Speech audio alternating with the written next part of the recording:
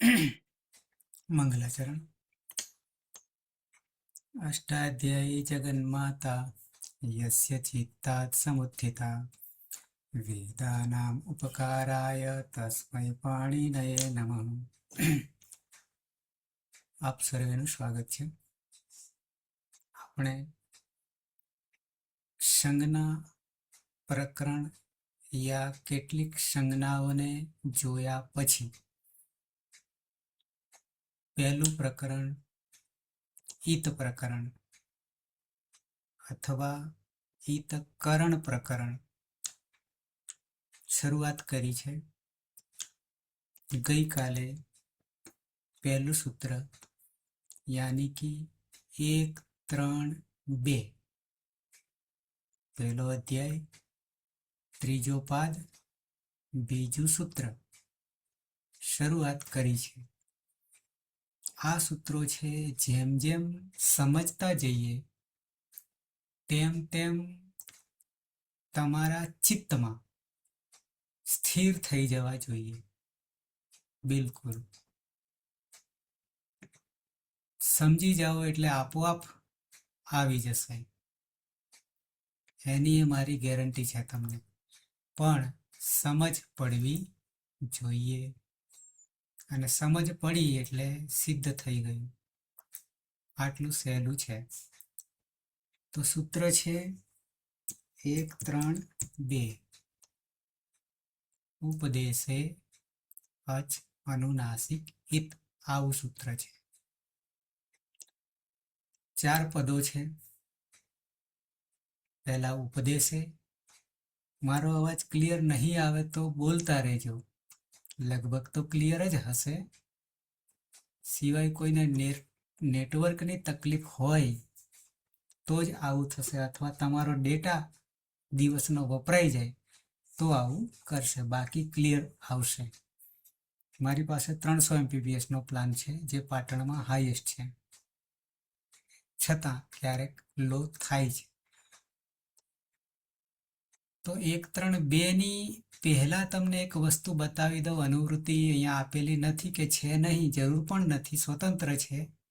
પણ એની પહેલાનું સૂત્ર જે છે એ સરસ મજાનું છે. ભુવાદયો ધાતવ 1-3-1, જેથી આપણને પહેલું સૂત્ર ત્રીજા પાદનું શું છે તો એક ખ્યાલ આવે. પછી તો એ જ જોવાના છીએ આ પ્રકરણ પૂરું થશે એટલે. તો આ જે નીચે તમને સૂત્રનો પ્રકાર દેખાય છે એ પણ સંજ્ઞા સૂત્ર જ છે, નામકરણ જ છે.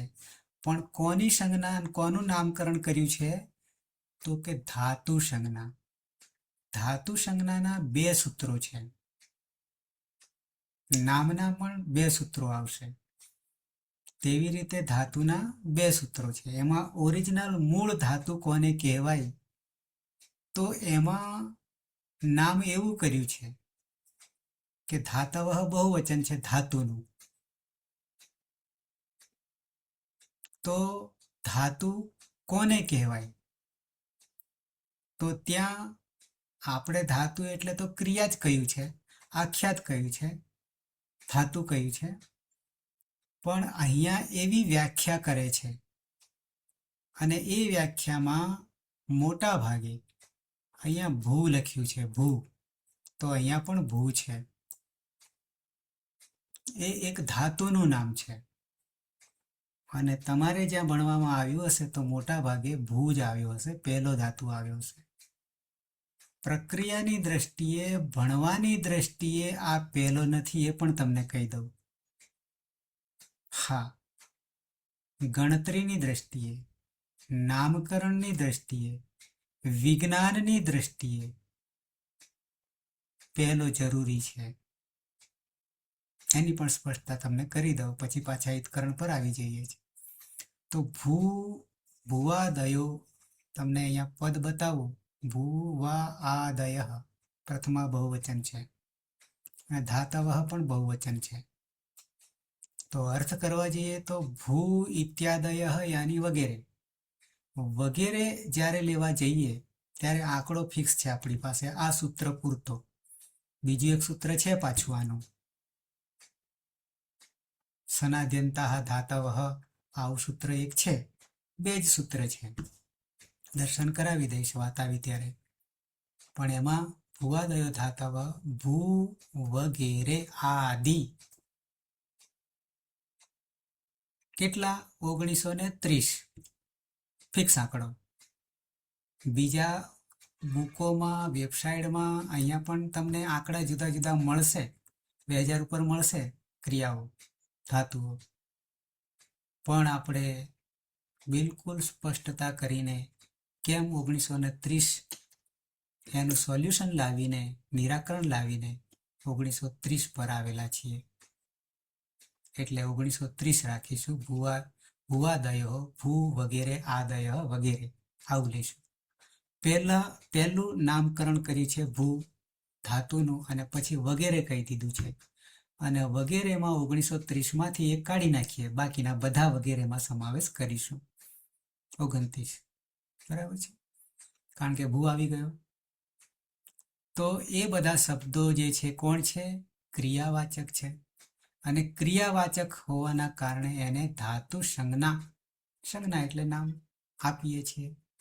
તો આટલું જ માત્ર આ સૂત્ર કહી રહ્યું છે, ધાતુ સંજ્ઞા બનાવે છે ભુવાદયો ધાતવ, આટલી વાત કરે છે. અને એમાં કેટલા છે? તો કે 1930. તો ભૂને પહેલા કેમ મૂક્યું? કારણ કે પ્રક્રિયામાં તો દીર્ઘ ઉકારાંત છે, પહેલા અકારાંત લેવાનો છે, પછી આકારાંત, ઈકારાંત, દીર્ઘ ઈકારાંત, ઉકારાંત, દીર્ઘ ઉકારાંત, આવી રીતે લેવાનું છે ક્રમમાં. તો નામકરણમાં તો પહેલો દીર્ઘ ઉકારાંત મૂકી દીધો છે, ભૂ ધાતુ મૂકી દીધો છે. તો એની સ્પષ્ટતા જરા તમને કરી લો, જો શંકા પ્રશ્ન થયો હોય તો આ એ અર્થે ભૂ ધાતુને પહેલા મૂક્યો છે કે જ્યાં સુધી જગતની, સૃષ્ટિની, બ્રહ્માંડની ઉત્પત્તિ જ ના હોય, અસ્તિત્વ જ ના હોય, ત્યાં સુધી બાકીની કોઈ ક્રિયા થતી નથી. એટલે પહેલા તો જગતની ઉત્પત્તિ કરવું પડે, ઉત્પત્તિ થાય પછી બાકીની પ્રક્રિયા થશે અને ક્રિયા થશે. પણ બ્રહ્માંડ જગત જ વિશ્વ જ ના હોય તો શક્ય નથી. તો પહેલા ઉત્પત્તિ કરે છે, બ્રહ્માંડને ઉત્પન્ન કરે છે. અને હવે એનો અર્થ નીકળશે ભૂ નો અર્થ હોવું. કંઈક હશે તો ક્રિયા આગળ થશે ને, પણ કંઈ અસ્તિત્વ જ ના હોય તો શું થાય? એટલે ભૂને પહેલા મૂક્યો, પણ પ્રક્રિયામાં પહેલો નહીં. એ રીતે ભણવામાં પણ પહેલો ના હોવો જોઈએ. આપણી પાસે ભૂ અને એદ લીધા છે મોટા ભાગે. એદ આત્મને પદનો છે અને એદનો અર્થ વૃદ્ધિ અર્થ કરીએ છીએ ત્યારે તો એ તો એ આવે છે. તો આ રીતે જ્યારે પ્રક્રિયા સમજીશું ત્યારે ભૂને આવતા ઘણી વાર લાગશે. એદને કદાચ હું ઉદાહરણ તરીકે લઉં, એ જુદી વસ્તુ છે, બરાબર. તો ભુવાદયો ધાતવ અને એક બીજી વ્યાખ્યા આવે છે, એને પણ તમને બતાવી દઉં ખાલી. સનાદ્યંતા ધાતવ 3:1:32 આવશે. આપણે જે ભુવાદયો ધાતવ છે એ સૂત્ર નંબર છે, હાલ મેં તમને બતાવ્યું. તો 1:3:1 પહેલા અધ્યાયમાં છે ભુવાદયો ધાતવ. તો પહેલા અધ્યાયમાં અને બીજા અધ્યાયમાં માત્ર સંજ્ઞાઓ છે, નામકરણ છે. જ્યારે બીજી ધાતુ સંજ્ઞા છે ત્રીજા અધ્યાયમાં છે, અને ત્રીજા અધ્યાયમાં ટોટલી પ્રત્યયો છે, પ્રાણ છે. ત્રીજા અધ્યાયથી શરૂ થાય છે અને ત્રીજા અધ્યાયનું પહેલું જ સૂત્ર પ્રત્યય આવશે.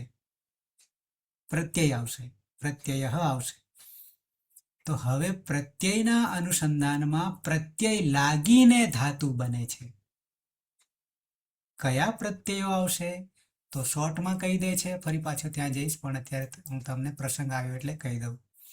સનાદ્યંતા ધાતવ, અહીંયા જે વિસર્ગ છે અહીંયા છૂટું પાડીએ તો સનાદ્યંતા, તો ત્યાં પણ સનાદિ, સન આદિ 12 પ્રત્યયો આવે છે. એ પ્રત્યય જ્યારે જોઈશું ત્યારે આ 12 પ્રત્યયોની શરૂઆત થાય છે. પણ આપણે એ પણ નહીં જોઈએ, આપણે જે પ્રક્રિયામાં પહેલો ક્રમ આવે એ જોઈશું. તો સનાદી 12 પ્રત્યયો લાગીને ધાતુ સંજ્ઞા બને છે. તો 12 પ્રત્યય મેં તમને ગણતરી પણ કરાવી હતી વચ્ચે કે ધાતુને લાગનારા પ્રત્યય તો 4 છે. સનાદી 12, પછી તિંગ 9 દુ 18, પછી વિકરણ 21 અને કૃદંત 124. આટલા જ ધાતુને લાગનારા પ્રત્યયો છે. એમાં સનાદી જે છે એ જ્યારે 12 પ્રત્યયો ધાતુને લાગે છે, જે પેલા 1930 ને લાગે છે, ત્યારે પણ ધાતુનો ધાતુ નવો બનાવે છે. અને નામને પણ લાગે છે પાછા, કારણ કે આ કોમન છે સનાદી, એ નામને પણ લાગશે. અને નામને જ્યારે આ સનાદી લાગશે, સન વગેરે 12 પ્રત્યયોમાં કોઈ પણ લાગશે, ત્યારે તે ધાતુ બની જશે, નામ ધાતુ બની જશે. અને નામ ધાતુ બની જશે એટલે લકારના કાળના પ્રત્યયો લાગશે, 10 લકારના, 12 લકારના. એના માટેનું આ સૂત્ર છે. એટલે ત્રીજા અધ્યાયમાં આને સનાદી પ્રત્યયમાં લીધું છે. અને તે છેક 32 સનાદી 12 પ્રત્યયો છે એ 32માં સૂત્ર પૂરા થાય છે. ત્યાં આ બધા પ્રત્યયો લાગે ત્યારે એ બધા ધાતુ બને છે એમ છેલ્લે સ્વીકાર કર્યો છે. આ ખાલી પ્રસંગ આવ્યો તમને એટલે ઉલ્લેખ કર્યો. બાકી તો આપણે ઈતકરણમાં આવી રહ્યા છે 1, 3 અને 2. ઉપદેશે અચ અનુનાસિક ઈત. પણ તમને ખ્યાલ આવે કે એની પહેલાનું કયું સૂત્ર છે? તો કે ધાતુ સંજ્ઞા આપનારું છે. કયું? તો કે ભૂવાદયો ધાતવઃ. તો ધાતુ સંજ્ઞા આપનારા 2 સૂત્રો છે. તો બીજું ક્યાં છે? તો કે ત્રીજા અધ્યાયમાં છે. ત્રીજા અધ્યાયમાં 3, 1, 32માં છે. ત્રીજા અધ્યાયના પહેલા પાદમાં 32મું સૂત્ર છે. આ મગજમાં બેસી જાય ને, ફિટ થઈ જાય છે, પછી ક્રમે યાદ રહી જાય, કારણ કે ક્રમ બિલકુલ ગોઠવણી કરી છે, ક્યાંય આડોઅવળો થઈ શકે એમ નહીં. ઓકે, તો આવી જઈએ પાછા ઈતકરણ પર આવી જઈએ. ઉપદેશ કોને કહેવાય? 3 મુનિઓએ જે કંઈ કહી ગયા છે તે બધું ઉપદેશ, કશું બાકી નહીં.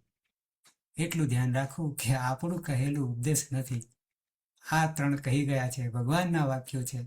ઉપદેશ જે કહે સાચું છે, ખોટું કહે તો પણ સાચું, સાચું કહે તો પણ સાચું, માની જ લેવાનું. તો અહીંયા સૂત્રમાં જોશો તો પછી અવગ્રહ દેખાય છે.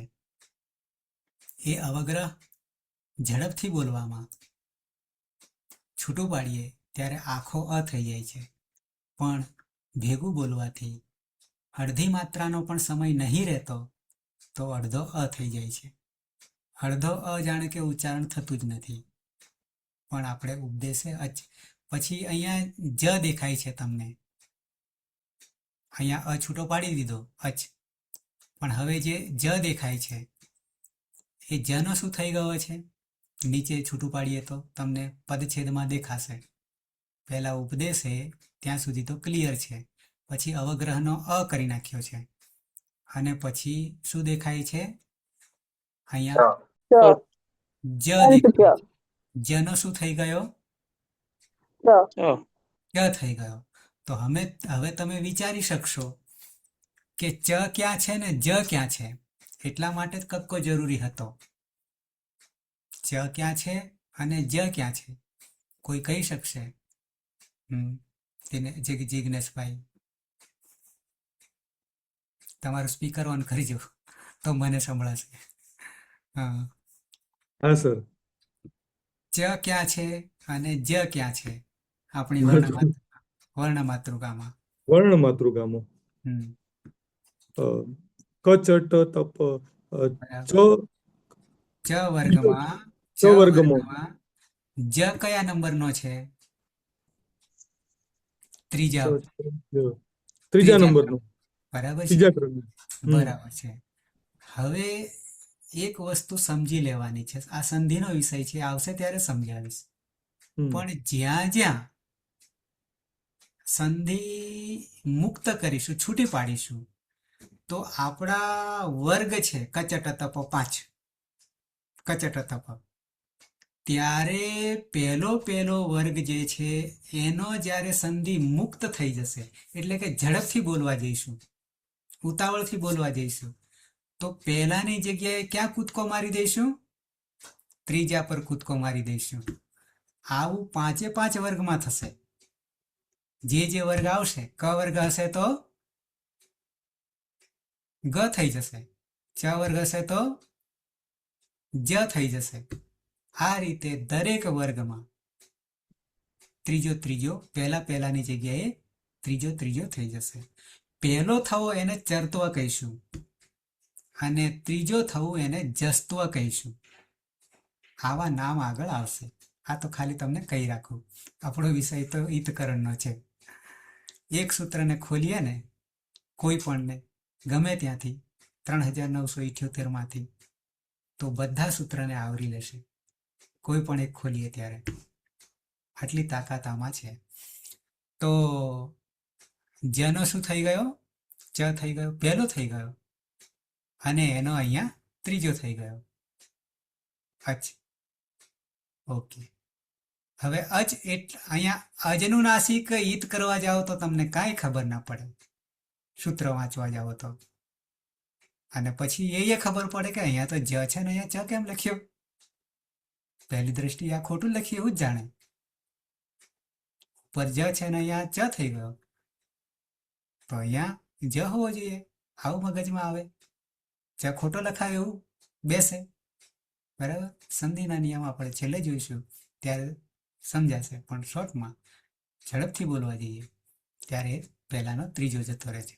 તો અચ, અને અચ એટલે તમને હવે ખબર પડી ગયેલી છે, બરાબર. 9 સ્વરો. પછી અનુનાસિક, અનુનાસિક અને ઈત. ઈત એટલે જતા રહેવું, ગણતરીમાં નહીં લેવું. દર્શન થતા નથી, તસ્ય લોપ અદર્શનમ લોપ. પણ બંધન છે, મર્યાદા છે. કેટલી મર્યાદા? તો પહેલી શરત ઉપદેશ અવસ્થા હોવી જોઈએ. કોની? અચની. અચની સાથે અચ કેવો હોવો જોઈએ? તો કે અનુનાસિક હોવો જોઈએ. તો એનું શું થાય? ફળ શું મળે? તો કે એવા અચને ગણતરીમાં લેવાના નહીં. આટલી શરત છે. તેનો લોપ થઈ જશે, અને લોપ થવું એટલે તેના દર્શન થશે નહીં, હોવા છતાં. આટલું આમાંથી સમજવાનું છે. અને ઉપદેશ અવસ્થા મેં તમને કહ્યું હતું, નામકરણ કરીએ તો ધાતુપાઠ, સૂત્રપાઠ, ગણપાઠ, ઉણાદિપાઠ, લિંગાનુશાસન, પછી આગમ, આદેશ અને પ્રત્યય. એમાંથી ધાતુપાઠ આપણી પાસે વારંવાર આવશે, સૂત્રપાઠ ક્યાંક આવશે, અને આદેશ આવશે, આગમ આવશે અને પ્રત્યય આવશે. 3, ધાતુપાઠ 4 અને સૂત્રપાઠ 5. આ 5 સૌથી વધારે ઉપયોગમાં આવશે. તો હવે 3 મુનિઓએ જે કહ્યું છે બધું ઉપદેશ અવસ્થામાં છે, અને એમાં અચ અનુનાસિક હોય તો એને ગણતરીમાં લેવાના નહીં, એની ઈત સંજ્ઞા થઈ જશે. પણ અચને લખાશે કેવી રીતે એ વાત આપણે થઈ રહી હતી, અને એમાં આપણે ગાયબ થઈ ગયા હતા નેટના અભાવે. તો ધારો કે અ છે, તો આ અ ઉપદેશ અવસ્થામાં તો આપણે ધારો કે ગણીએ ગમે ત્યાં હશે, 8 બાબતમાં ધાતુ, સૂત્ર, ગણ, ઉણાદિપાઠ, લિંગાનુશાસન, આગમ, પ્રત્યય અને આદેશ, એમાં અ હશે. તો આવો અ ઉપદેશ અવસ્થામાં છે, પણ અનુનાસિક નથી. આપણે તો અચની વાત છે, એટલે કે બધા જ 9 સ્વરોની વાત છે. તો એ નવે નવ અચમાં કોઈ પણ હોય તો એને આવો ચંદ્રબિંદી વાળો હોવો જોઈએ. અનુનાસિક, મુખ નાસિકા વચનો અનુનાસિક. તો આપણે એને શું કરીશું? તો કે એની હિત સંજ્ઞા કરીશું, એટલે કે આવી રીતે કાઢી નાખીશું. આવી રીતે કાઢી નાખીશું. ધારો કે હું લખું અત્યારે ભ્રમુ ધાતુ છે એક, ભ્રમુ ચલને, ચાલવું, ભ્રમણ કરવું, આવો એક ધાતુ છે. તો હવે મેં શું લખ્યું? તો આપણે આનું પૂર્વી કરવાનું. અને આનું પૂર્વી કરવું એટલે શું? મેં આગળ એ સંજ્ઞા આવી હતી, ખાસ કરીને નવા, જો કે બધા નવા જ છે. તો આ ધાતુને આપણે પહેલા આનું પૂર્વી કરવાનું. અને આનું પૂર્વી કરીએ તો ખબર પડે. આનું પૂર્વી એટલે સ્વર વ્યંજનને જુદા કરી દેવાના. બરાબર છે? તો ભ છે, અડધો કરી દઈએ.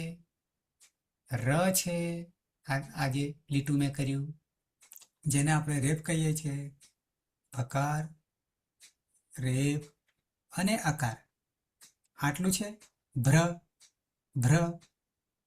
અને પછી મકાર છે, હલંત કરી દઈએ. અને મકાર પછી ઉકાર છે, મકાર પછી ઉકાર છે. અને એ ઉકાર રસ્વ છે. અને કેવો ઉકાર છે? ચંદ્રબિંદી વાળો છે, અનુનાસિક. એટલે કે અનુનાસિક છે. તો હવે આપણને ઉપદેશે અચ અનુનાસિક ઈત સૂત્ર શું કહી રહ્યું છે? જો તમને ખ્યાલ આવી ગયો હોય તો આમાંથી, આ ભ્રમુ ધાતુમાંથી કોને કાઢી નાખીશું, કોને રહેવા દઈશું? સ્પીકર જેમને બોલવું હોય એ ઓન કરી દેવાનું. અનુસ્વાર નહીં કાઢવાનો. અનુનાસિક છે એટલે એને કાઢી નાખવાનું સરજી. પણ કોને કાઢી નાખો. નીકળી જાય. કોને કાઢી નાખીએ? કાઢી નાખીએ. અનુનાસિક હોવાથી જી. તો રહ્યું કોણ? ભ્રમ. ભ્રમ. ભ્રમ. તો ભ્રમ રહ્યું. ક્લિયર? જો તમે સૂત્ર સમજ્યા હોય તો. હવે એક સ્ટેપ આગળ હું જઈશ, જે અહીંયા નથી આપ્યું. હવે ભ્રમ જે રહ્યું ને, તો ભ્રમુ એ ઓલરેડી ઉપદેશ અવસ્થામાં ધાતુ છે, જે તમને કોઈ બુકમાં આવી અવસ્થા જોવા નહીં મળે. જ્યાં સુધી આવી અવસ્થા નહીં હોય ત્યાં સુધી રસ્તો નહીં મળશે આપણને, એન્ટ્રી નહીં મળે. કયા રસ્તે જવું, કઈ બાજુ જવું છે. કઈ બાજુ એટલે ધાતુ આત્મનેપદી છે, ધાતુ પરસ્મયપદી છે, ધાતુ ઉભયપદી છે. એ આ ઉપદેશ અવસ્થામાં નહીં હોય ત્યાં સુધી ખ્યાલ નહીં આવે. સિવાય કે આપણે જાણતા હોય, અગાઉથી આખો અષ્ટાધ્યાય ક્લિયર હોય તો ખબર પડે, બાકી નહીં. તો હવે ભ્રમુમાંથી ઉ કાઢી નાખ્યો. કયા સૂત્રથી કાઢી નાખ્યો? ઉપદેશ્ય અચ અનુનાસિક. ઉપદેશે અચ અનુનાસિક ઈત 1 3 2 સૂત્ર કહી રહ્યું છે, એ નિયમ કહી રહ્યું છે. અને એ નિયમના આધારે આપણે ઉને શું કર્યું? ઈતકરણ કરી નાખ્યું. તસ્ય લોપ સૂત્ર આવશે 8મા ક્રમે, 9મા ક્રમે આવે છે. અને અદર્શનમ લોપ. લોપ એટલે શું? તો કે અદર્શનમ લોપ, એના દર્શન થતા નથી. એટલે આવું કર્યું. હવે જે ભ્રમ બચ્યું ને, એ ભ્રમ ધાતુ સંજ્ઞા બને છે. શું બને છે? ધાતુ સંજ્ઞા બને છે. પહેલા ઉપદેશ અવસ્થામાં ધાતુ હતી, મૂળ અવસ્થામાં ધાતુ હતી, એટલે આપણે ઉપદેશે. પછી જે કાઢવાનું હતું, હવે બીજું કઈ નીકળે એમ નહીં, કારણ કે બાકીના નિયમો આપણે જોવાના છે. કોઈ નિયમ બીજો લાગુ પડવાનો નહીં. આપણી પાસે 7 સૂત્રો આવશે એવા, એમાંથી એક બી બીજું સૂત્ર લાગુ પડવાનું નથી. તો જેટલું લાગુ પડવાનું હતું એટલું આમાં ભ્રમોમાંથી આપણે કાઢી નાખ્યું, એટલે રહી ગયું ભ્રમ. તો એનું નામકરણ આપણે કરીશું ધાતુ સંજ્ઞા. આ ધાતુ બની ગઈ ભ્રમ ધાતુ. આવું હવે આપણે કહી શકીશું. ક્લિયર? આટલું ઉપદેશે અચ અનુનાસિક. એક સ્ટેપ હું આગળ જાઉં. કારણ કે એ મોટા ભાગે કોઈ ટેક્સમાં જોવામાં નથી આવતા. એટલે ઉપદેશ અવસ્થામાં એક બીજું વસ્તુ હોય છે. આમાં તો બરાબર જ હતું, પણ ક્યાંક ક્યાંક આવશે ત્યારે હું તમને બતાવીશ. પણ સ્વરાંકન જે છે, સ્વરાંકન એટલે ધારો કે આ અ છે, અચ જ છે, એમાં સ્વરાંકન એટલે ઉદાત્ત, અનુદાત્ત અને સ્વરિત. આગળ મેં તમને કહ્યું હતું, બરાબર છે. તો ઉદાત્તનું કોઈ ચિહ્ન નથી, ઉદાત્તનું કોઈ ચિહ્ન નથી. અનુદાત્તનું છે, અનુદાત્તનું છે, અને સ્વરિતનું પણ છે. આવી રીતે સ્વરિતનું પણ છે. હવે કોઈ પણ ધાતુમાં આ સ્વરાંકન પણ હોય, સ્વરાંકન પણ હોય, તો એકલા સ્વરાંકનથી કોઈ મતલબ નહીં, પણ આપણે તો અચને અનુનાસિક બહુ મહત્વનું છે. ધારો કે અહીંયા અનુદાત્ત પી છે અને અનુનાસિક પી છે, સ્વરિત પણ છે અને અનુનાસિક પણ છે. તો આખાને લઈ જશે, અનુદાત સાથે અને સ્વરિત સાથે લઈ જશે. અને અનુદાત સાથે લઈ જવાથી પાછો બીજો અર્થ પ્રગટ થશે, અને સ્વરિત હોવાથી પાછો બીજો અર્થ પ્રગટ થશે. એ હું તમને આગળ બતાવીશ, પણ સહેજ ઉલ્લેખ કરી દઉં કે જો અનુદાત સાથે અનુનાસિક અચ હોય અને એની ઈત સંજ્ઞા થઈ જાય, એનો જુદો નિયમ નહીં આપ્યો, આ વધારાનું છે. તો વધારાનું હોવાને કારણે આપણને રસ્તો પાછો માર્ગ બદલાઈ જાય છે, ફંટાઈ જાય છે. તો ત્યાં આગળ સૂત્ર આવશે અનુદાત ગીત આત્માને પદમ. અનુદાત વાળો આવો ધાતુ હોય ને ત્યારે એ આત્માને પદી ધાતુ બની જશે. અને જ્યારે સ્વરિત ધાતુ હોય અને એની ઈત સંજ્ઞા થતી હોય, ઈત સંજ્ઞા મહત્વનું છે, તો એ ઉભયપદી ધાતુ બની જશે. આ એની ઓળખ છે. અને એમાં આગળ હું તમને બતાવીશ. આ પ્રસંગ આવ્યો એટલે કહી રહ્યો છું, બરાબર હોય એટલું આવી જાય છે મારામાં, એટલે તમને પણ એને અત્યારે તમે ગણતા લક્ષમાં લેતા નહીં. આપણે અત્યારે ઈતકરણ કરી રહ્યા છે. હવે અનુદાત કે અંગની ઈત સંજ્ઞા ધાતુમાં થતી હોય તો આ બે શરતો છે, તો ધાતુ આત્મને પદી છે એવું આગળ આપણે કહીશું. અનુદાત ગીત આત્મને પદમ, આવું સૂત્ર આગળ આવશે, ધાતુની શરૂઆત કરીશું ત્યારે. એવી જ રીતે સ્વરિત આ જે છે, કે પછી ધાતુમાં આ ય છે, અહીંયા અંગ છે, અહીંયા અંગ છે અને અહીંયા ય છે. તો અંગની ઈત સંજ્ઞા હવે પછીનું સૂત્ર આવશે, એમાંથી ઈત સંજ્ઞા થશે. આ ય પણ હલંત છે, આ અંગ પણ હલંત છે, એનું સૂત્ર જુદું છે, એના પછીનું છે. હાલ આપણે આ જોઈ રહ્યા છે એના પછીનું છે 1 3 3. તો કાં સ્વરિત અચની કાં યની, આ બાજુ અનુદાત અચની, અનુનાસિક તો કમ્પલસરી બંનેમાં, અચમાં કે અંગની ઈત સંજ્ઞા થતી હોય ધાતુમાં તો એ આત્મને પદી ધાતુ. અને સ્વરિત ઈત કર્તર અભિપ્રાય ક્રિયાફલે, આવું સૂત્ર આગળ આપણે જોઈશું. અને એની ઈત સંજ્ઞા, બે શરતો, કુલ 4 શરતો. અહીંયા આ બે શરતોથી ઉભયપદી ધાતુ, ઉભયપદી એટલે આત્મને પદના પણ પ્રત્યય લાગશે, પરસ્મય પદના પણ પ્રત્યય લાગશે. પછી પઠતીને પઠતે ના કરી શકીએ, બરાબર છે. તો જેમ કે મેં તમને ભ્રમ બતાવ્યું, તો એમાં અનુનાસિક છે પણ કોઈ સ્વરાંકન નથી. આ બે શરતોથી મુક્ત છે, નથી અનુદાત છે, નથી સ્વરિત.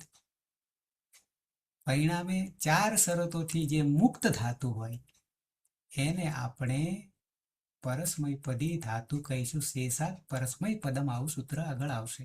એ ધાતુઓમાં આગળ જોઈશું આપણે, પણ આ છે તમને હાઇલાઇટ કરી દીધી. આ રસ્તા મળે છે આપણને, પણ એ ક્યારે ઉપદેશ અવસ્થામાં ધાતુ હશે ઈતકરણ કરીશું તો ગેટ ખુલશે અને ગેટ ખુલ્યા પછી કયા રસ્તે જવું છે. બરાબર છે. તો હવે તમને એક થોડાક ઉદાહરણ ઉપદેશે અજનુનાસિક ઈતના દર્શન કરાવું છું. કાલે જે હું કરાવવાનો હતો પણ શક્ય નહીં થયું. આજે હું તમને બતાવી દઉં.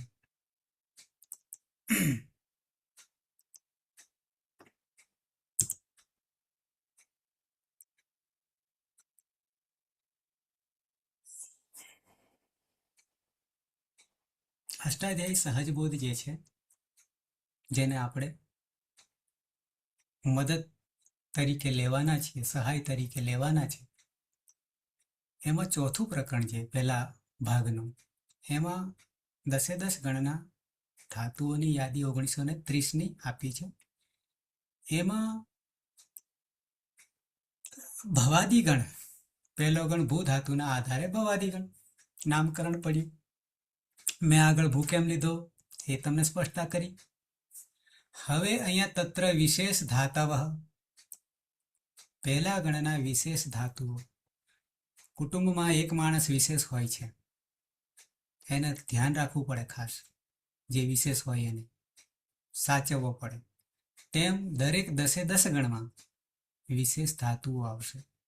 એની પ્રક્રિયા જુદી ચાલશે, અલગ રીતે ચાલશે, કોમન સામાન્ય રીતે નહીં ચાલે. તો એવા 239 અહીંયા છે પહેલામાં, અને 993 પહેલા ગણના ધાતુઓ છે 1930માંથી. તો અહીંયા ભવાદી ગણમાં તત્ર વિશેષ, ત્યાં વિશેષ ધાતુઓ પછી કરીને અહીંયા કંઈ ભૂ નહીં લીધો, પહેલો ભૂ લીધો નહીં. પણ તમને મારે જે બતાવવાનું હતું કે ઉપદેશે અચ અનુનાસિક ઈત માં હવે અહીંયા હરોળ જે છે ને 1 2 3 4 5 અને 6 છે. બરાબર છે. પહેલી હરોળમાં 1 2 3 4 ક્રમ છે, જે 1930 સુધી જશે નીચે કરીએ તો.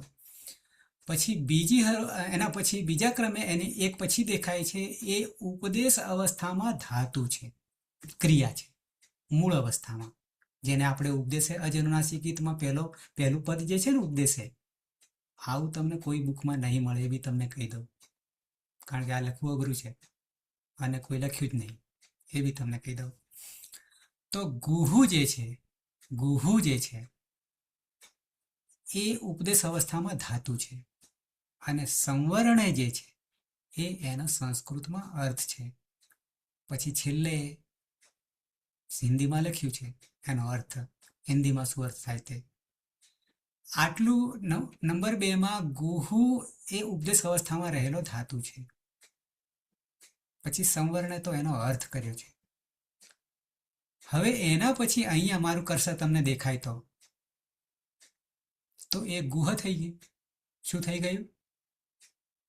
ગુહુનું ગુહ થઈ ગયું, હા હલન થઈ ગયું. કોણ ઉડી ગયું? સ્પીકર ઓન કરશો તો ખબર પડશે, તમે બોલશો ત્યારે. અનુનાસિક કોણ પણ દીર્ઘ ઉ દીર્ઘ ઉ. કેમ ઉડી ગયો એ હવે ખબર પડશે. નિયમ કોણ છે એમાં? તો કે ઉપદેશે અનુનાસિક અનુનાસિક ઈત. એના લીધે પણ એક બીજું વધારાનું છોગું છે, તમને ધીણી નજરે દેખાય તો મોટું કરું. એ દીર્ઘ ઉ તો ગયો, પણ એક ઝીણી નજરે તમને હજી બતાવું તો હવે દીર્ઘ ઉ તો છે હમાં રહેલો, પણ હજી એ કઈ વિશેષતા છે, અનુનાસિક પણ છે. કેમ તો કે ચંદ્રબિંદી છે, પણ એ સિવાય પણ છે કંઈક. હે સ્વરિતનું ચિહ્ન છે. અને સ્વરિતનું ચિહ્ન હોવાને કારણે આ ધાતુ ઉભયપદી છે. ગુહતી ગુહતે સમજ તે લખ્યો છે ને, એમાં 2 રૂપ બન્યા વર્તમાન કાળના. એક પરસ્મય પદમાં ગુહતી બનશે, આત્માને પદમાં ગુહતે બનશે. રસ્તો મળી ગયો ને? પણ ક્યારે મળે? હિતકરણ ની ખબર હોય ત્યારે. પછી ગુહ એ ધાતુ સંજ્ઞા થઈ ગઈ અને અહીંયા હ આખો થઈ ગયો પાછો. એ કેવી રીતે? હા, બહુ વાર છે એ વસ્તુ, પણ તમે પ્રશ્ન કર્યો એટલે કહી દઉં. અહીંયા વિકરણ પ્રત્યયનું નામ સાંભળ્યું છે? મેં તમને 4માં ગણતરી કરાવી હતી ધાતુને લાગનારા પ્રત્યયોમાં. જી સર. બરાબર હા છે? સર.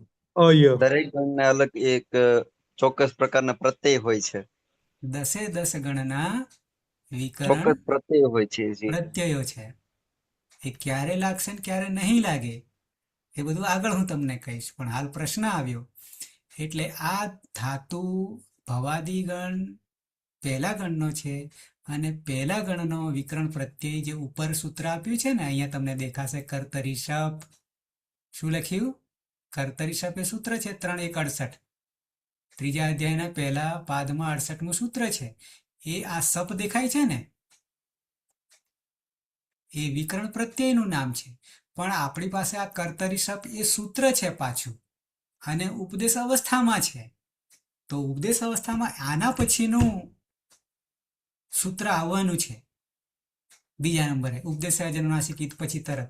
ત્યારે પાછા સપને પાછા નિર્ણય કરી શકીશું, એટલે ઈતકરણ કરી શકીશું. એમાં પની ઈત સંજ્ઞા થવાની છે હલ અંત્યમ સૂત્રથી. હલ અંત્યમ પ ગયો, પણ આગળ સ બેઠો છે અને સ પછી અ છે, એ સ પણ જવાનો છે.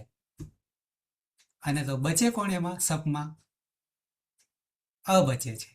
એ અ ખમાં આવતો રહ્યો ગુહ, અને બરાબર. ગુહ થવાથી નામકરણ બદલાઈ જાય છે અને એનું નામકરણ આવશે અદંત અંગ. કેવું અંગ? હવે આ અંગ કાર્ય થાય. જો આ ધાતુ સંજ્ઞા બને છે, આ ઉપદેશ અવસ્થામાં છે, આ ક્રમ છે. અહીંયા વિકરણ લાગ્યા પછી અંગ સંજ્ઞા બને છે, અંગ સંજ્ઞા કહું છું. એટલે અદંત અંગ, અકારાંત અંગ. અંતે કોણ છે? અ છે. એવા 4 ગણમાં 10 ગણ છે, ગણ 10 છે.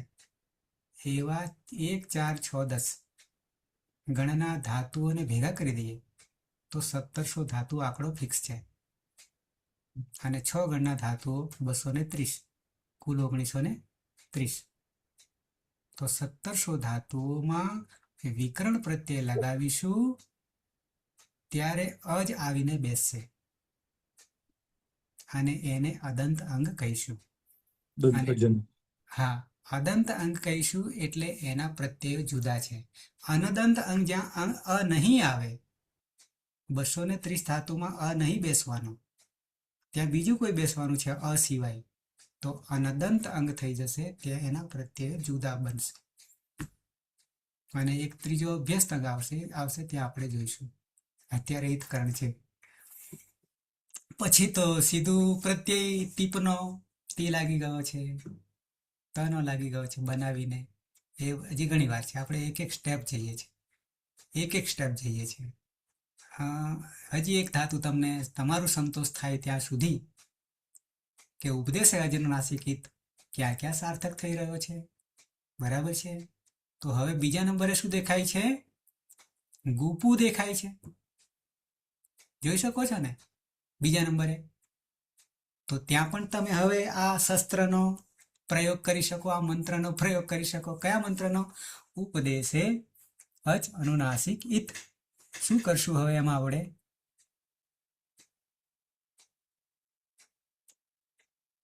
ઊની સંજ્ઞા કર. ઈતકરણ. દીર્ઘ ઊની. ઈત સંજ્ઞા. બરાબર છે. ઈતકરણ. બરાબર. તો ત્યાં પણ આપણને એક રસ્તો મળી જાય છે. આ તો વિશેષ ધાતુ છે, અત્યારે નહીં કહું, પણ એક રસ્તો મળી જાય છે કે કઈ દિશા તરફ જવાનું છે. કે ધાતુ 3 પ્રકારના છે: પરસ્મયપદી, આત્મનેપદી, યા ઉભયપદી. તો અહીંયા શું રસ્તો મળ્યો? ધાતુ કેવો છે? નથી અનુદાત પરસ કે નથી સ્વરિત? સ્વરિત. કોણ? ઉભયપદી. ઉભયપદી નથી, આત્મનેપદી નથી, ચાર શરતોથી મુક્ત છે. કઈ ચાર શરતો ખાલી ગણાવી દઉં, સૂત્રની રીતે નહીં કહેતો. ફરી સમજી લેજો, ફરી સમજી લેજો. પરસ્મય પદી સર. હે પેલા પરસ્મય પદી. પેલા શરત ને સમજીજો, પછી સૂત્ર તમને કહીશ આગળ. પણ આ તો પ્રસંગ આવ્યો એટલે કહું છું તમને કે ધાતુમાં અનુદાતની ઈત સંજ્ઞા થતી હોય.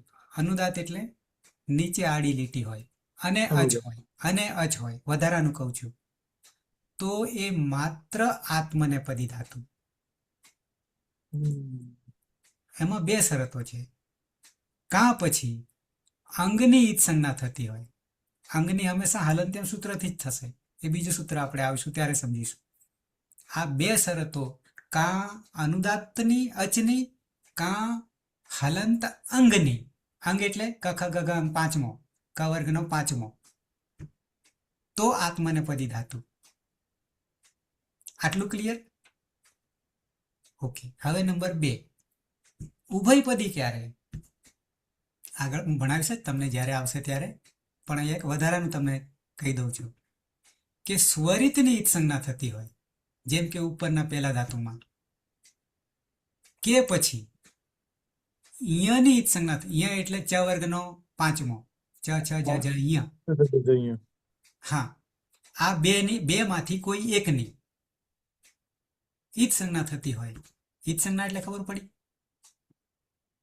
તસ્ય લોપ અદર્શનમ લોપ, આવા સૂત્ર આવશે, કાઢી નાખવાના. તો ધાતુ ઉભયપદી. તો ધાતુ ઉભયપદી. પણ આ ચાર શરતોથી મુક્ત હોય, નહીં લાગુ પડે, તો માત્ર પરસ્મય પદી, શેષાત પરસ્મય પદમ એવું સૂત્ર આવશે. 3 સૂત્રો કામ કરે છે ધાતુને દિશા બતાવનારા. થયું ક્લિયર? ચાર શરતોથી મુક્ત હોય તો પરસ્મય પદી. ચાર શરતોમાંથી બે શરતો, અનુદાત યા અંગ, સ્વરિત યા ય. બરાબર છે? ઓકે. પરિણામે આ ગુપુ જે છે, પમાં રહેલો દીર્ઘ ઉ છે, અનુનાસિક છે. ગુ આગળ જે છે તો ઉ જ છે, પણ અનુનાસિક નથી, એટલે આપણો નિયમ લાગુ પડે નહીં. પમાં રહેલો દીર્ઘ ઉ છે, પણ અનુનાસિક છે, ચંદ્રબિંદી વાળો છે, બીજી કોઈ ચિહ્ન નહીં. પરિણામે અહીંયા તી છે ને, પરસ્મય પદી. અચ્છા, હવે મને આ ધૂપમાં ધૂપમાં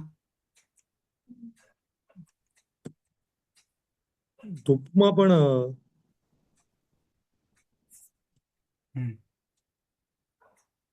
ધૂપમાં પણ પરસ્મય પદી જ. પેલા ઈત સંજ્ઞા કોની કરીશું? અની. કયા સૂત્રથી? જે અનુનાસિક. ઉપદેશે જનુનાસિક. અનુનાસિક ઈત. હમ. ગયો એટલે રહ્યો ધૂપ, હલન થઈ ગયો. હમ. બરાબર. પછીનું આગળનું વિશેષ છે એટલે અત્યારે જોતા નહીં આપણે માત્ર ઉપદેશે અનુનાસિક ઈત એટલું સાર્થક કરીએ. હવે ચોથામાં પણ દેખાય છે. પણ શું કર્યું છે? એમાં પણ એ જ છે. બરાબર ધ્યાનથી જુઓ. અનુદાત છે સર.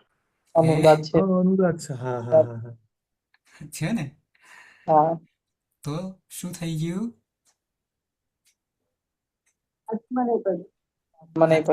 આત્મનેપદ થઈ જાય છે. બરાબર છે. આ વિશેષ છે એટલે હું તમને આગળ કહીશ. અહીંયા પણ તે દેખાય છે ને. એવી જ રીતે પનમાં પણ અનુદાત છે, બધામાં અનુદાત દેખાય છે, તીજમાં પણ દેખાય છે. તો તીજમાં સીધું જ છે, તે છે, પણ બાકીના જે વિકલ્પો દેખાય છે ને એના નિયમો જુદા છે. અત્યારે માત્ર આપણે ઈતકરણનું પહેલું સૂત્ર જે છે, ઉપદેશ અનુનાસિક ઈત. અહીંયા દાનમાં તમે જોઈ શકશો, દાનમાં સ્વરિત છે, સ્વરિત છે, અને સ્વરિત હોવાના કારણે ઉભયપદી. બે છે ને, તીન તે. બરાબર. સાનમાં પણ સ્વરિત છે, અહીંયા અનુદાત છે, એટલે માત્ર આત્મનેપદ. અહીંયા પણ અનુદાત છે, માત્ર આત્મનેપદ.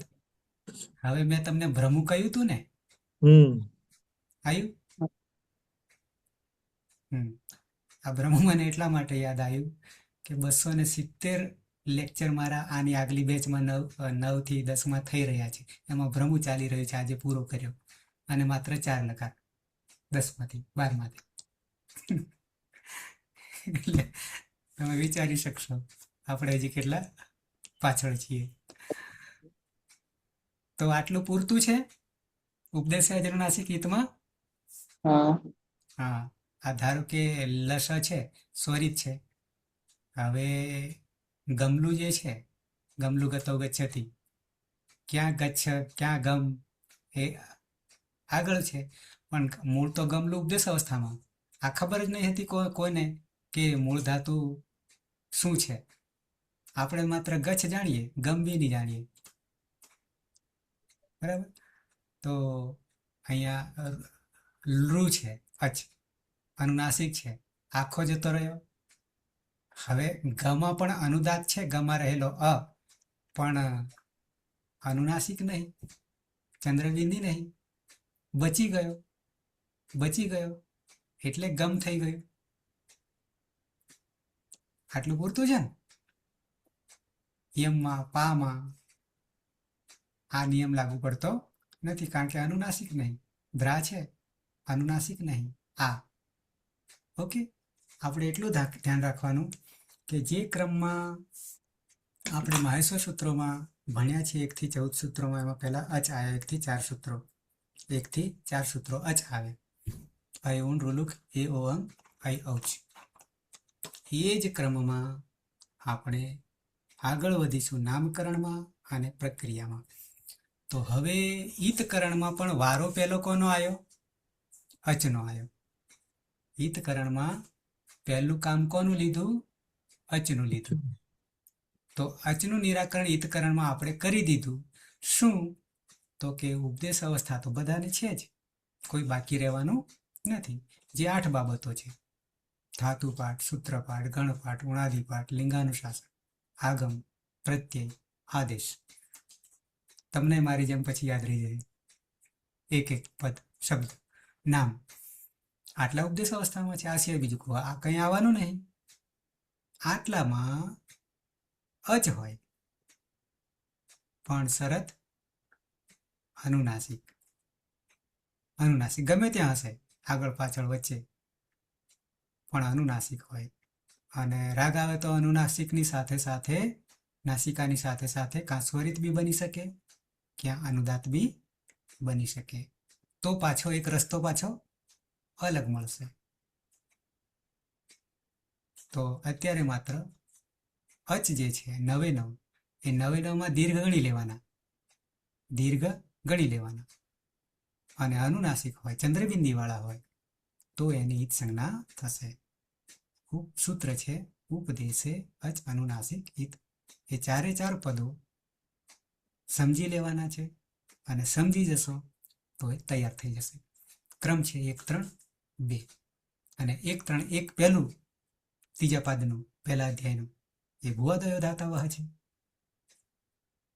ધાતુ સંજ્ઞાને બનાવનારું સૂત્ર છે. અને પછી ઈતકરણનું ચાલુ થઈ ગયું. ક્લિયર? હવે પહેલું સૂત્ર સમજાઈ ગયું, ઉપદેશ અજ્ઞાનાસિક ઈત. તો હું બીજા સૂત્રને, સમય થવા આવ્યો છે પણ બીજા સૂત્ર બહુ નાનકડું છે. અચ પૂરા થયા એટલે પછી કોણ આવે? હલ. હલ આવે. બરાબર છે. તો અહીંયા તમે જોઈ શકશો બીજા સૂત્રમાં. પહેલા સૂત્રમાં વધારે ડીપમાં નહીં જવું મારે, છે ઘણું બધું કરવા જઈએ તો, પણ અત્યારે આટલું પૂરતું છે. બરાબર છે, સમજવા પૂરતું. ઓકે. તરત જ એના પછીનું હલંત્યમ ઉપદેશે જનુનાસિક ઇત. ઓકે. અહીંયા પણ હજી ઉચ્ચારણ જે છે, ઈતમાં ત જે છે એ હલંત છે. એ જાણે કે આખો સંભળાઈ રહ્યો છે, એવી રીતે અહીંયા પણ થઈ રહ્યું છે. હલંત્યમ આવું થઈ રહ્યું છે. હલંત્યમ ઓકે. તો અચનું તો કામ આપણે કરી નાખ્યું. ક્યારે કાઢી મૂકીશું અચને? અચને ક્યારે કાઢી મૂકીશું? ઉપદેશે અજ અનુનાસિકિત. હા, એ તો સૂત્ર છે, એ તો સૂત્ર છે, પણ સૂત્રનો અર્થ શું કર્યો?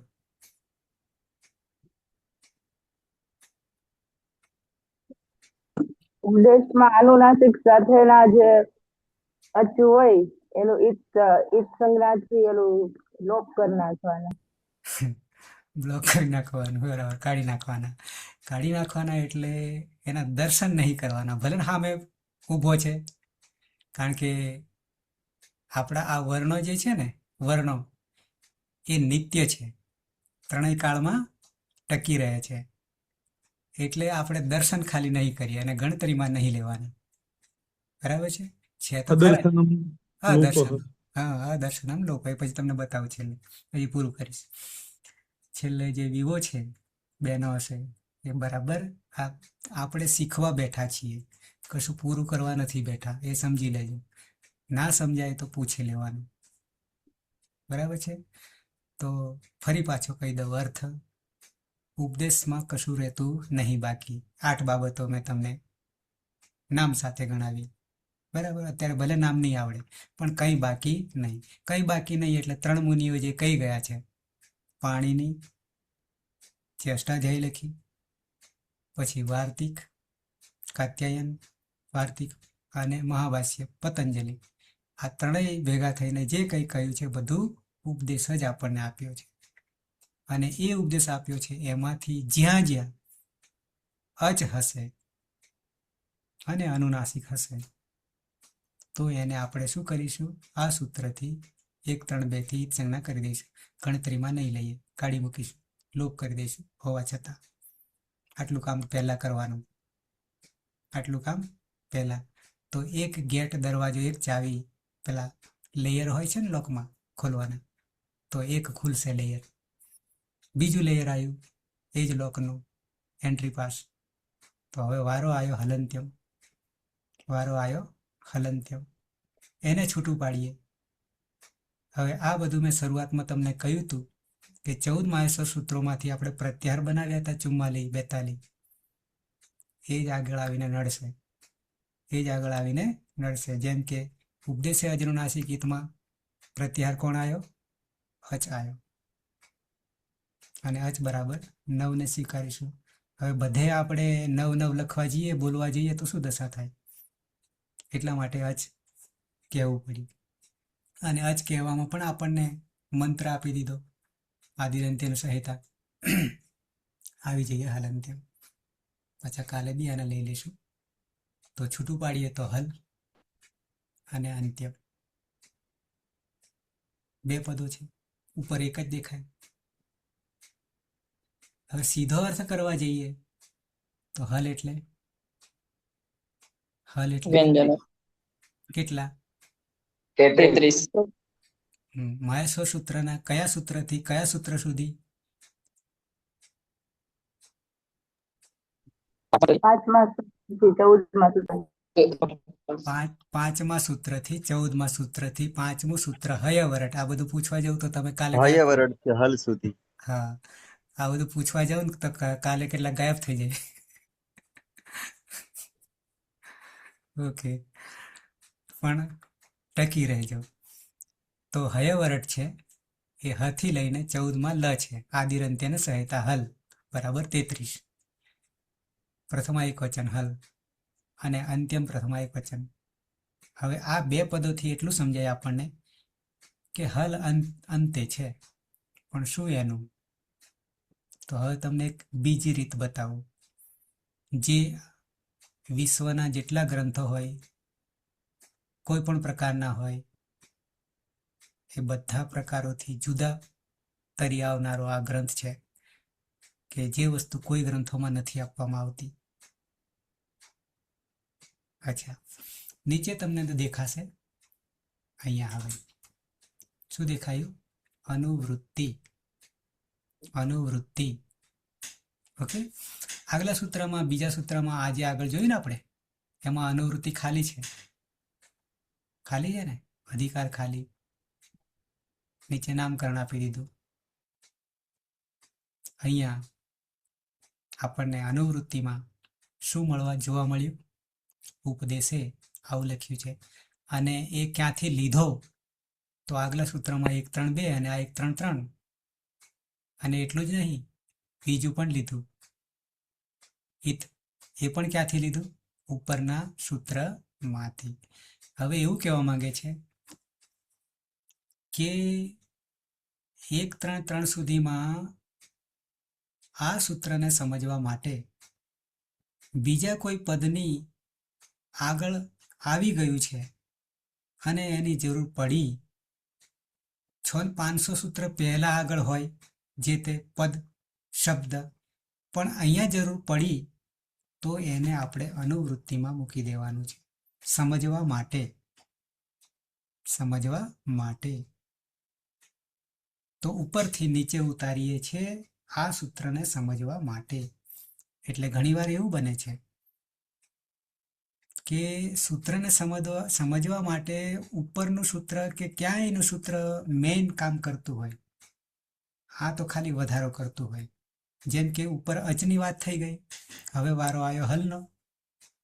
પણ અચમાં જે વાત કહી છે એને બાકીની સ્વીકારીને આગળ ચાલવાની છે. તો શું સ્વીકારીને ચાલવાનું છે? ત્યાં અચમાં શું કહ્યું હતું આગલા સૂત્રમાં? તો કે પહેલી શરત ઉપદેશ અવસ્થામાં તો હોવું જ જોઈએ, ચાહે અચ હોય ચાહે હલ હોય. Okay, clear. તો એનું શું થાય? તો કે ઈત સંજ્ઞા થઈ જાય. ત્યાં અચની અનુનાસિકની વાત હતી, પણ હલ માટે પછી તમને પાછું બીજું તે વખતે મેં કહ્યું હતું, જો યાદ હોય તો, કે અનુસ્વાર જે છે એ કોને લાગે? હલને લાગે કે અચને લાગે? આવું જે તે વખતે અચને. અચને. હલને લાગે નહીં. નહીં. પછી એની વાત જ નહીં આવે. એ તો અચમાં જ આવવાની ને. એટલે અનુનાસિક ત્યાં કહેવું પડ્યું, જે અહીંયા નહીં કહેવાની જરૂર પડી.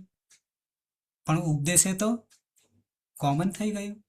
ઉપદેશે બધા સૂત્રોમાં ઈતકરણના 10 છે યા 7 છે એ બધામાં આવશે અનુવૃત્તિ તરીકે. અને ઈત પણ આવશે, કારણ કે ફળ શું છે? તો કે એને ઈત એતિ ગચ્છતિ, એ પાછળ જતા રહેવાના છે. તો અહીંયા ઉપદેશે હલ અંત્યમ ઈત સંજ્ઞા સ્યાત.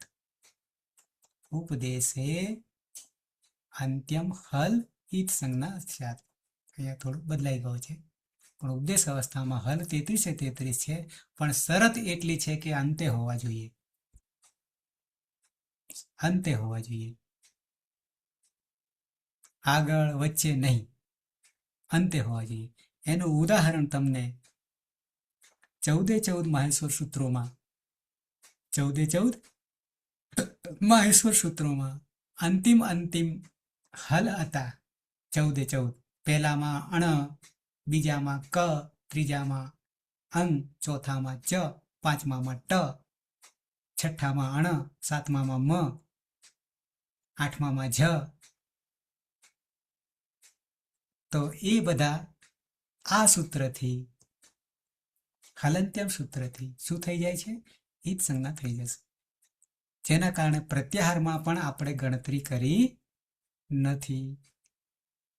તો એ આ સૂત્રથી હલંત્યમ ઈત સંજ્ઞા સ્યાત. બરાબર છે? પણ ઉપદેશે હલ અંત્યમ ઈત સંજ્ઞા સ્યાત. ક્લિયર? ઉપદેશ એનું એ જ રહેવાનું, ઈત સંજ્ઞા.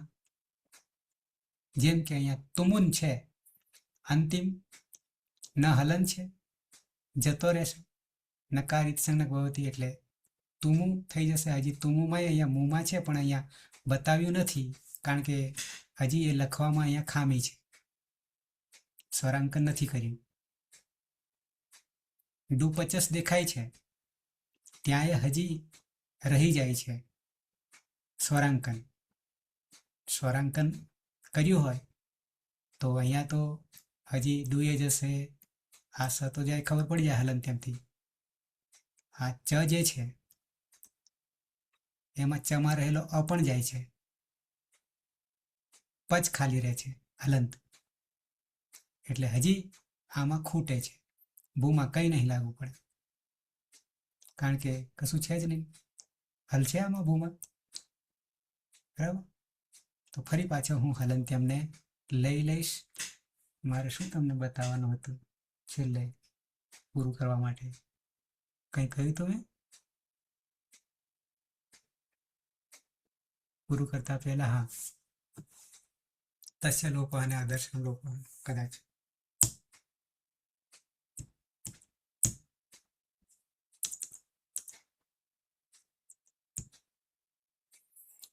એક 3:9 તસ્ય લોપ, તેનો લોપ થઈ જાય છે. કોનો? જેની જેની ઈત્સંજ્ઞા થાય છે તેનું. એ છેલ્લું આવશે. અને એની પહેલા દર્શનમ 1:1:60 છે. 1:1:60 છે. અને 1:1:60 જોઈશું તો એક બીજી વિશેષતા એના પછીના સૂત્રમાં છે કે લોપનો અર્થ શું? તસ્ય લોપ તો તેનો લોપ થઈ જાય એવો અર્થ થાય છે. પણ લોપ એટલે શું? તો કે અદર્શન, તેના દર્શન થશે નહીં, હોવા છતાં દેખાશે નહીં. બરાબર છે. આ સમાજમાં આપણે જોઈએ, આ દર્શનનું ઉદાહરણ તમને આપું તો કોઈ પ્રેમી પંખીડા બરાબર મશગુલ હોય ને આપણે નીકળીએ તો એમની જ મસ્તીમાં ધૂન હોય, આપણે તો આ દર્શન લોપ જ હોઈએ, દેખાઈએ નહીં આગળ હોવા છતાં. હવે આના પછીનું સૂત્ર જે છે એ લોપ માટેના એ જ અર્થના આપણને 4 પદો મળે છે, જેનો અર્થ એનો એ થાય.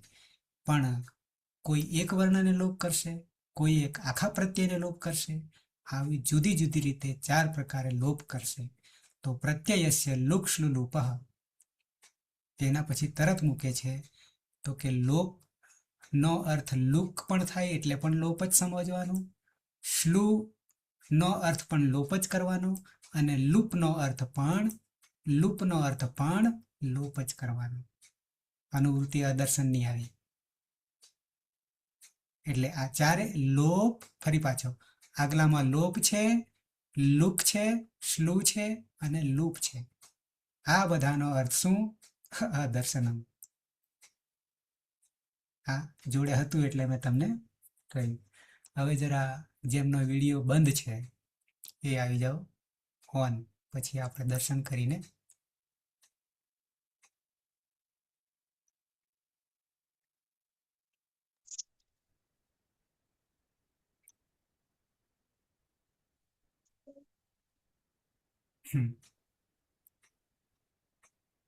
વાનજી, ભૂમિકા આવી ગયા ને બધા? કોઈ બાકી નહીં?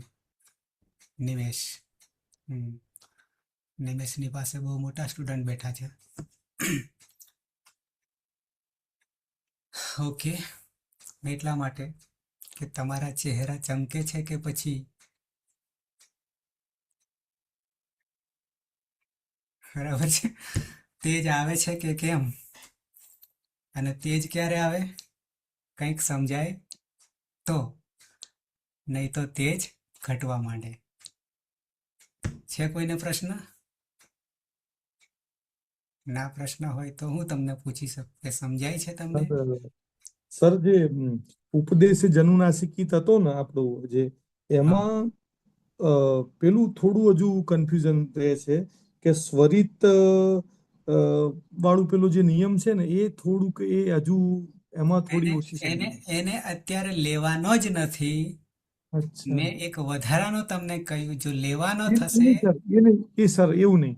હા, પેલું કયું આત્મને પદ થઈ જાય, કયું ઉભય પદ થઈ જાય, ઉભય અને પદ થાય, કયું કયું પરસ્મય પદ પદી થઈ જાય. હજુ થોડું એમાં કન્ફ્યુઝન આવે છે એમાં. હા, અત્યારે એની જરૂર નથી, એ બી તમને કહી દઉં.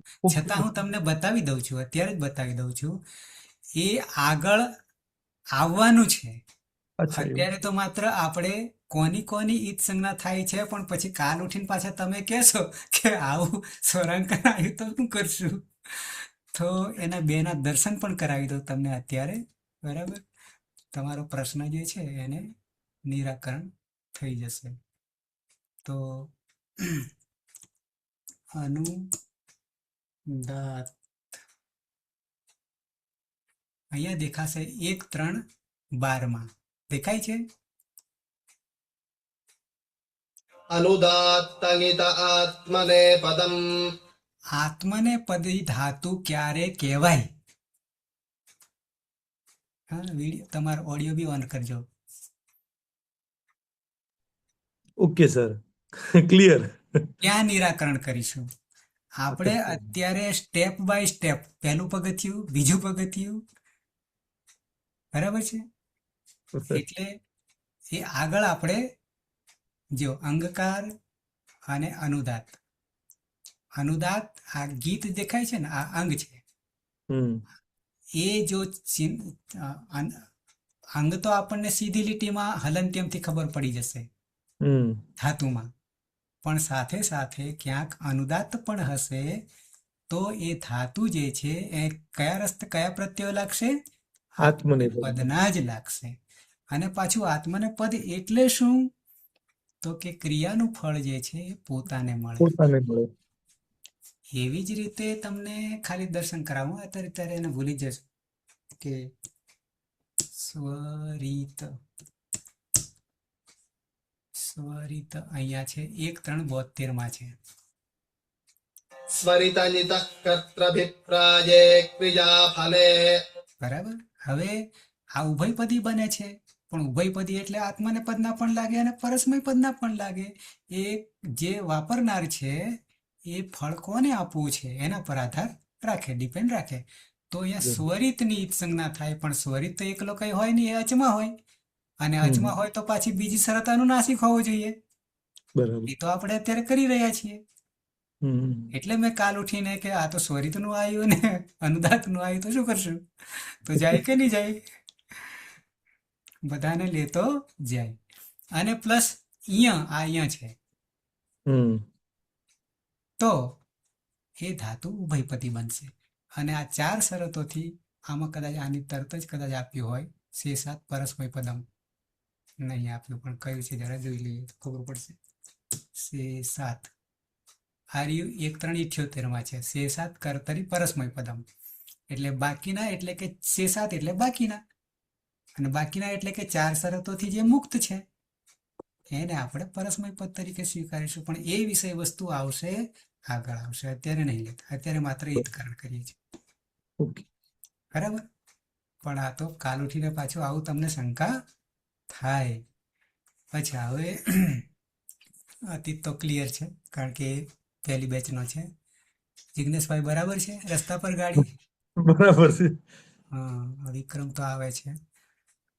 ભાઈ ભૂલી જવાય છે આ નામ, સુતરિયા પણ બીજી બેચમાં પાછી શરૂઆત થઈ રહી છે. આ બાજુ કલમિતા કેવું છે? સમજાય છે? F5માં છે, હજી નવા એડમિશન છે, પણ સંસ્કૃત મીડિયમમાં ભણી રહ્યા છે સોમનાથ ખાતે. જગદીશ, ઊંઘ આવે છે કે પછી ઉડી ગઈ? આવતી હોય તો જતી રહેશે ભૂમિકા. બરાબર છે. હજી પાપા પગલી છે એ બી તમને કહી દો. હજી આંગળી પકડીને હજી ઊભા નહીં કર્યા એ બી કહી દો, કરવાના છે. દીપાલી સમજે છે. વાણજી સમજાય છે ને? હા, બરાબર. નિમેશ સમજાય છે. હા સર, હા. સિમ્બોલ સમજાય છે. હા. દર્શન કેમ દુર્લભ? અરે ખબર નહીં, બેકગ્રાઉન્ડમાં આવી ગયું છે. બેબીનો ફોટો આવી ગયો. હટાઈ દઉં છું પણ જોડતું ના નથી. ના, એ તો તમે કેમેરો ઓન કરો એટલે આપોઆપ જતો રહે. કેમેરો ઓન કરો એટલે આપોઆપ જતો રહે. કેમેરો ઓન છે સર મારો. ઓન છે? હા, નિમેશ. કઈ જોઈ લઉં. હા, અચ્છા. બસ સમજાવવું જોઈએ. આ બાજુ કલમિતાન જયશ્રી આવું છે કે બીજું કોઈ છે? ક્લિયર દરેકને? ખબર પૂછતો રહીશ, નહીં તો હું બોલે જ જાઉં આગે પાઠ ને પીછે સપાટ. એવું ના થાય, બરાબર. કારણ કે આ જેટલું ક્લિયર કરતા જઈશું એટલી આગળ મજા આવશે. આને લઈને ચાલવાની છે. અને કક્કો જે રીતે શીખવાડ્યો છે એ રીતે જેટલો કક્કો મજબૂત હશે એટલું આગળ મજા આવશે. આમ જોવા જઈએ તો કક્કામાં શું છે? કાંઈ નહીં, પણ ઘણું બધું છે, બરાબર. એટલે શરૂઆતમાં આપણો પાયો જ ત્યાંથી નબળો હતો. ઓકે, તો સમાપન કરીશું મંગલાચરણથી. કોઈને લાગે કે સમય બહુ ખેંચાય છે એવું હોય તો મને કહેતા રહેજો, તો આપણે થોડા વહેલા વાઇન્ડ અપ કરીએ. ઓકે. સદાશિવ સમારંભામ તથા પાણીની મધ્યમામ અસ્મદાચાર્ય પર્યંતામ વંદે ગુરુ પરંપરામ વંદે ગુરુ પરંપરામ વંદે ગુરુ પરંપરામ. શુભરાત્રિ. કાલે પાછા 10 વાગે મળીએ છીએ. શુભરાત્રિ. શુભરાત્રિ. શુભરાત્રિ.